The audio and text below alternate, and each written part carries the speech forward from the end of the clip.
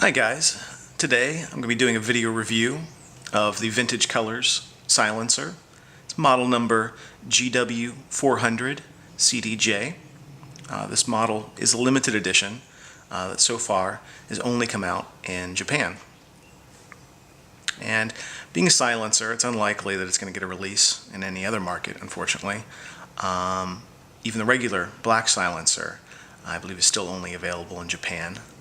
One of the factors being that the atomic sync functionality of this model only receives the two signals in Japan or the one in the US. So until they update this module, module number 2931, which is unique to the silencer for multiband 6, it's unlikely to ever get a European release until that happens. As you can see, it is a light blue. It's not a baby blue. I wouldn't say that. I'd say it's more of a cool gray light blue, which, you know, it's nice. It's better than I thought. I did think it was going to be more of a baby blue from the initial photos I saw online. And you can see there's a few interesting details. The font here, where it says shock resist, and then also the vibration alarm font there is a little different.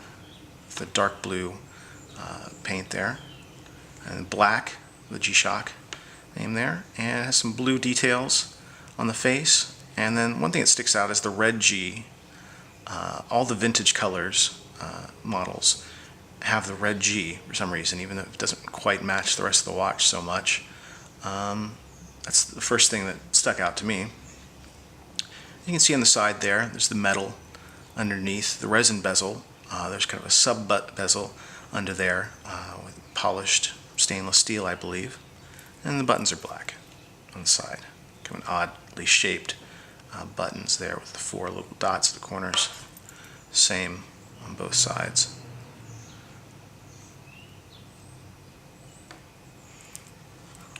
Also notice that the bands are attached via screws on each side. There's not spring bars. There's actually kind of a tube and a screw that connect in the middle. It's a bit difficult to remove these. You need a screwdriver on each side to turn opposite directions to take them off. But they are fastened very securely, probably much more secure than a regular spring bar. It'd be unlikely for those to ever pop out. Nice sturdy connection. And you can see the case back. Stainless steel. These are made in Japan. Stamped Japan Y on the back of this one. You can also see very small there is the serial number engraved in the case back. Nothing too special here, even though it's a limited edition. It would have been nice if they had, put some different engraving on the back. It does say the 400CDJ model on there that differentiates the back from a regular one. And you can see a little bit of the black plastic there from the case sticking out on the sides. The band is interesting on the silencer. It's the only one quite like this. It's a double band. It's much thicker than the Mudman band. It has a real nice sturdy, and there's also kind of a texture to it, which I don't know if you can make it out here. The grip. So it's a really comfortable band. I wish they used this style on more G-Shocks. It's one of my favorites. And also the strap holder. The G logo there on the outside of it, and the double clasp. This one's stamped Casio, Japan. See that? So yeah, real solid feel overall, the way it attaches to this one. The module itself, though, sticks out a bit. It is a little thick, but overall it's not that big really. It has a nice kind of round shape that isn't too overbearing. So if you have a smaller wrist, like my wrist is only about 6.5 inches, you can see it here next to a Rise Man. And the odd shape, yeah, it's hard to really compare. But it is narrower. That's the thing, I guess. It's not that wide here on the wrist. So it has a nice sturdy feel, but definitely not that heavy either. It's much lighter. I think maybe even lighter than this Rise Man. Definitely a lot lighter than any screw back like the Frogman. So it's really comfortable on the wrist. Should work for most people. But if you have a large wrist, it can look a little small, actually. I've seen some photos of some of the guys. If you have 7.5 inch or larger, it might look a little dinky, even though it does have the hefty band, just because of the shape of the module. Now this one does have some interesting features. Let's scroll through here. First you'll see, hitting the A button there, is it does have a thermometer. There's a temperature reading. It's in Celsius only, so there's no Fahrenheit, so you'll have to do a conversion if you're not used to that. It does take a reading every 2 minutes. It'll update. The manual, though, says that you want to wait about 10 or 20 minutes with it off the wrist to get an accurate room temperature reading.